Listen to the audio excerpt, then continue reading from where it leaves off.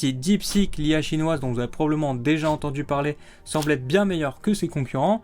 ils ont pourtant un sacré retard en termes de cybersécurité. Car le ratio 1 semaine, 3 attaques majeures n'est vraiment pas très bon, et c'est pas vraiment quelque chose qu'ils mettent en avant. Par exemple, 5 jours à peine après la sortie de leur dernier modèle et durant 3 jours consécutifs, l'entreprise chinoise a tout simplement subi une énorme attaque DDoS, visant tout d'abord leur API avant de basculer vers leur système de chatbot.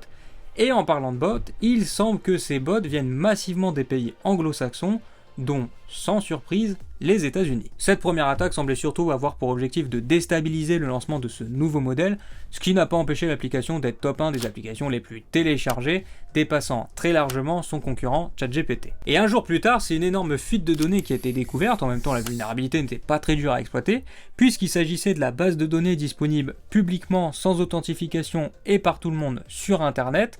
Après, la base de données, elle contenait pas grand chose, juste des clés d'API, des logs, et l'ensemble de l'historique des conversations que les utilisateurs ont pu avoir avec le modèle.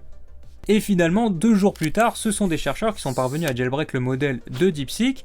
découvrant au passage hypothétiquement une utilisation illégale du modèle de ChatGPT derrière tout cela, mais aussi et surtout découvrant l'ensemble du prompt utilisé avant l'injection du prompt utilisateur. Même si, selon DeepSeek, le modèle aurait coûté 10 fois moins cher à produire que celui de ChatGPT, je pense qu'ils auraient dû garder quelques millions pour essayer de continuer à développer un peu la sécurité de leurs outils. Tout cet engouement autour de tous ces nouveaux outils nous montre bien une chose, ne sautez pas sur n'importe quelle nouveauté qui vient d'arriver, et surtout essayez de toujours appliquer les conseils qu'on avait déjà pu vous partager dans une autre de nos vidéos sur comment utiliser l'IA sereinement et en sécurité.